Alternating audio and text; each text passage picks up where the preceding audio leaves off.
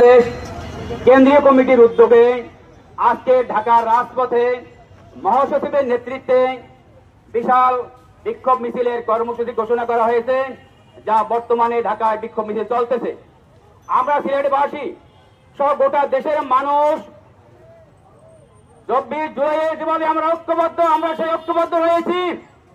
BP নূরের উপর যেভাবে আঘাত করা হয়েছে, যেভাবে নির্যাতন করা হয়েছে, ইসরায়েলের ইহুদি গোষ্ঠী যেভাবে ফিলিস্তিনের মুসলমানদের উপর জুলুম নির্যাতন করে হত্যা করেছে, সেই চিত্র আমরা গতকাল রাত্রে নূরের উপরে দেখেছি।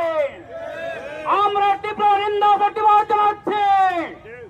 প্রধান উপদেষ্টাকে বলবো, একটা রাজনৈতিক দলের প্রধান এই নিরাপত্তার ব্যবস্থা আপনি করতে পারেন নাই।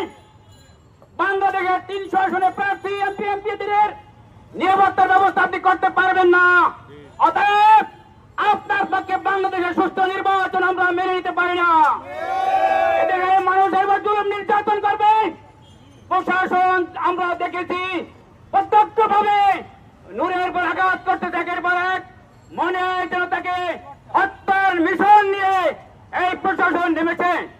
আমরা প্রধান উপদেষ্টাকে বলবো, আপনি 24 ঘন্টার মধ্যে প্রশাসনের প্রধান যারা দুষ্কৃতী রয়েছে, যারা অপরাধী রয়েছেন, তাদেরকে পিঠের আওতায় আনুন।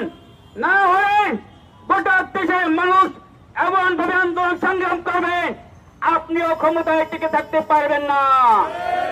শেখ হাসিনাকে আপা বলা যায় না।